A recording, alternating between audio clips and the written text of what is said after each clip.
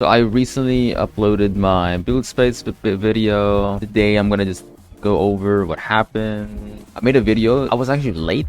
There was so many problems with the project that I was working on. In that final week, I was in the middle of re-architecting the whole backend system away from the WebSockets into a pub sub model. So what I planned initially is that by the end of the week, I would have been able to launch the whole project in serverless, including the Redis and including the Postgres, and then I guess something just happened that I think, because I was already in the middle of doing it.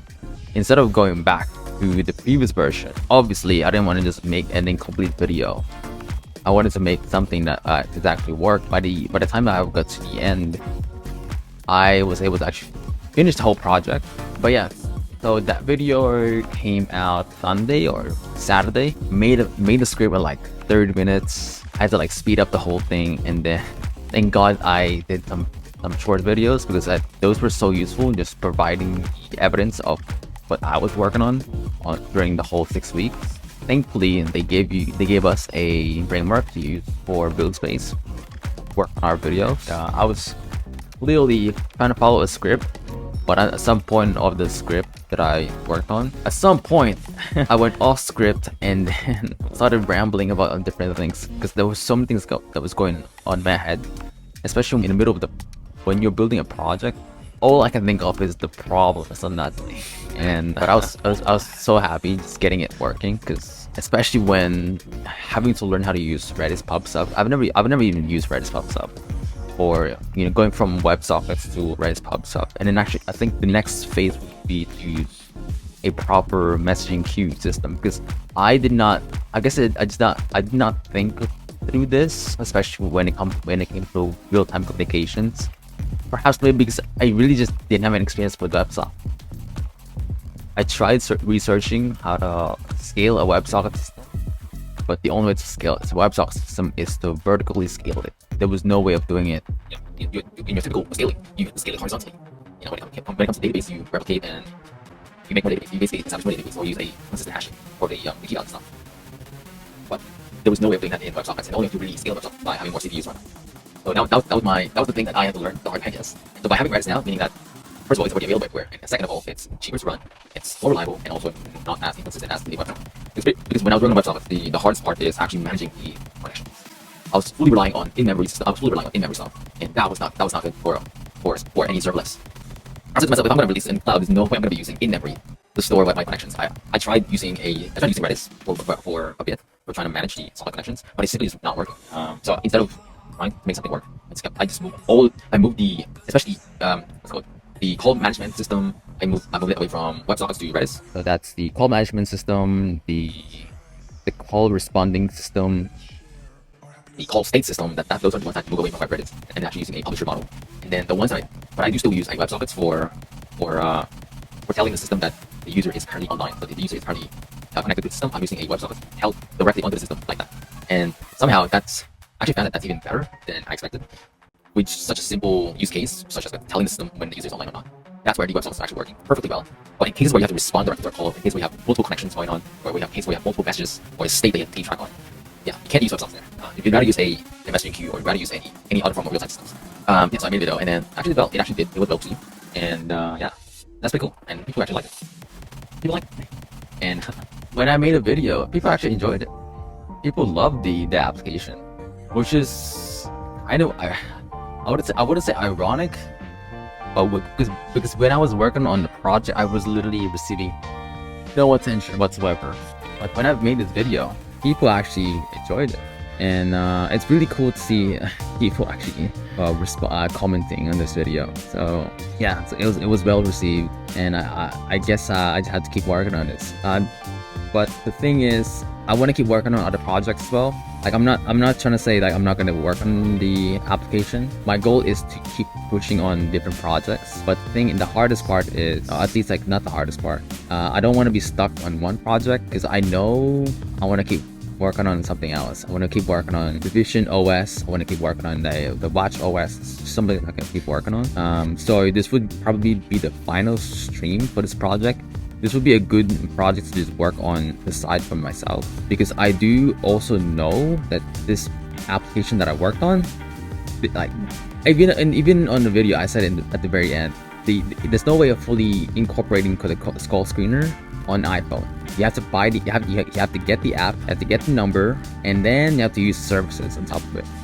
And so really, in the future of this project is that Apple makes their own version. That's really the only way, and that's the most realistic way I can think about this project, is that Apple basically just makes their own call screener. And even in the video I said it here. So yeah, even though I'm getting a lot of people liking the project, but the reality of it is that it's better if Apple just makes their own version. That's I'm just trying to be real here. I think Apple would just eventually make their own version. They're gonna make their own version of call screener, and they're gonna make their own version of Google Duplex, which is also the previous project that I worked on around phone apps. But I still want to keep. My goal is still the same: is to push this project on the App Store, and we'll see what happens. Whether Apple makes it or not, I still want to see myself pushing the project on the App Store. This is really, because the thing is, I don't see this as a product. This guy gets it. It's a feature. It's a feature that Apple has yet to implement on the iPhone. And quite frankly, you'd rather have it, like, to make the system work, you need to buy a second number. You have to pay for the text to speech, the transcription service. Like, think about this. Like, all these systems, this is what Apple should just integrate fully on the system. Like, you don't, in realistically speaking, nobody wants to have a second number. Nobody would want a pay on a text to speech or a transcription service. I'm trying to be real here, guys. I'm trying to be real. I just don't think anyone would grab it. I don't think anyone would even bother paying that. Because like I said, this is Apple's job to just implement something like this. And but yeah, this would be my final stream. My goal for today is to just keep working on the application. I'm trying to debug the production side of the server at the moment, and yeah, and just trying to get this thing to work. So right now, what can you do? So basically, if I try and I can show you how it works. What can you do now? So let me just.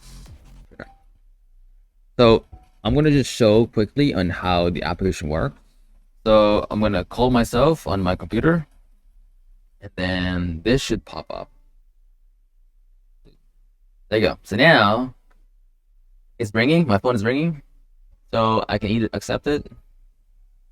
So now this just shows you the call screener. So now I can respond to it. Call screener. Oh my God, man. Kissing Redis client. I'm gonna just keep working on this and then finish it. Because the thing is, it was working on the simulator, but now for some reason, but I made some couple changes so that it can work on the production side. Yeah, and now I'm just debugging the whole thing. So when opening the application, it fails to create a publisher connection. Dude, what the hell? I swear to God, I was working last week, and I'm even using this on the server locally. I'm doing this, but it doesn't work.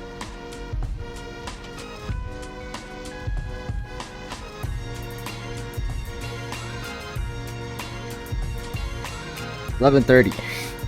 God, like I'm wasting so much. Oh my God, man.